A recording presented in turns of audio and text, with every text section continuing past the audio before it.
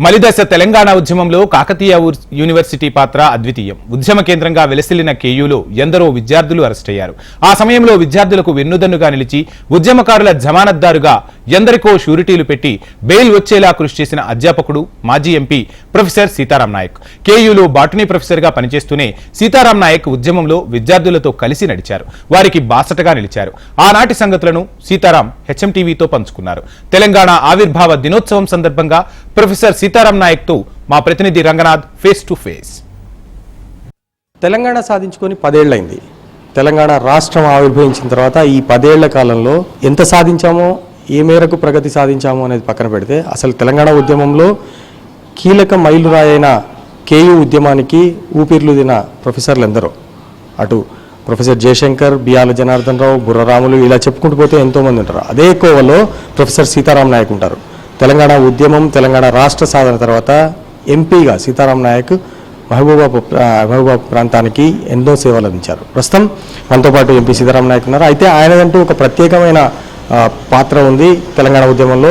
కేయూలో ఒకవేళ విద్యార్థులు అరెస్ట్ అయితే వాళ్ళకి మొట్టమొదట జమానత్ పెట్టే జమానత్దారుగా ఇవాళకి సీతారాం నాయక్ పేరు తలుచుకుంటారు కేయూలో. మరి అసలు కేయూ ఉద్యమంలో ఆయన పాత్ర ఏంటి, అసలు జమానత్దారుగా ఆయనకు పేరు పడడానికి కారణాలు ఏంటి, ఆ తర్వాత తెలంగాణ సాధనలో ఆయన పోషించిన పాత్ర, ఆ తర్వాత తాను సాధించిన తెలంగాణలో అనుకున్న ప్రగతి నెరవేరిందా, ఆయనతో మాట్లాడే ప్రయత్నం చేద్దాం. సార్ నమస్తే, ఎలా ఉంది? అంటే తెలంగాణ ఉద్యమంలో మీ పాత్ర ఏంటి, జయశంకర్ సార్తో మీ అనుబంధం?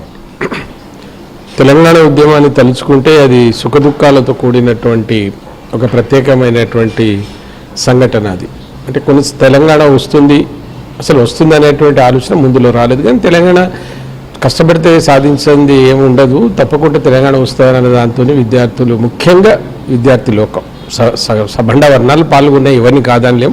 కానీ వాళ్ళ చురుకైనటువంటి పాత్ర కాకతీయ కావచ్చు, ఉస్మానియం కావచ్చు, అది ఒక మరపురాని సంఘటన. దాంట్లో సుఖదుఖాలు ఎందుకున్నాయంటే మా కళ్ళ ముందే పిల్లలు తిరిగి పక్కన పోయి ఇంత గ్యాస్ ఏదో ఒకటి పోసుకొని చనిపోవడం, అది మళ్ళీ మీరు గుర్తు చేస్తున్నారు. అప్పుడే ఏడ్చి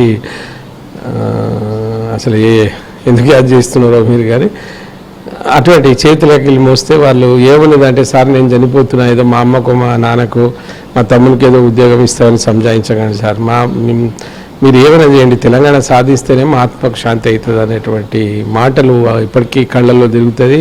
అది అందుకోసం సుఖదుఖాలు అన్నా నేను. ఆ తెలంగాణ సబండ వర్ణాల సహకారంతో సాధించుకున్నటువంటి తెలంగాణలో ఏం జరిగిందో మనం ఇప్పుడు ఏందంటారంటే టీఆర్ఎస్లో సీతారాం నాయక్ లేడు కదా. వాస్తవానికి లేని నేను ఉద్యమ పార్టీ 5 సంవత్సరాల్లో నాకు ఆయన ఇచ్చిన టికెట్ కూడా గెలుస్తాడనేది ఇయ్యలేదు.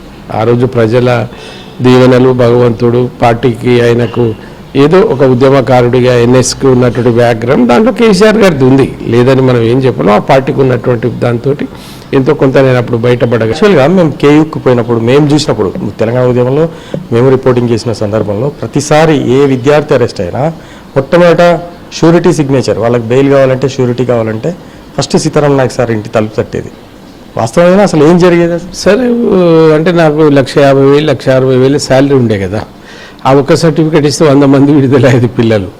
పిల్లలే కాదు, ఉద్యమకారులు ఎవరైనా ఎక్కడున్నా సీతారాం వేరే సార్లకు ఇవ్వలేదని కాదు, ఇవాళ టైమో వాళ్ళు ఏమనుకున్నారో కొంత చేసేవాళ్ళు చేసింది. కానీ నేను తరచుగా ఎక్కడ ఉన్నా, ఇప్పుడు మర్చిపోదు, అడ్వకేట్ ఉన్నటువంటి 2-3 అడ్వకేట్స్ కూడా ఎక్కడ ఉన్నా ఫోన్ చేసేది. ఏ రాత్రి అయినా ఆ దోమలు అవి కుడితే అంటే కూడా పోలీస్ స్టేషన్లు రాత్రి 1 గంట దాకా కూర్చోవడం, వాళ్ళని బయటికి రావడం, ఇవన్నీ జరిగినప్పుడు నా పేరే ఉద్యమ యోధుల జమానత్దార్ అని పెట్టిను.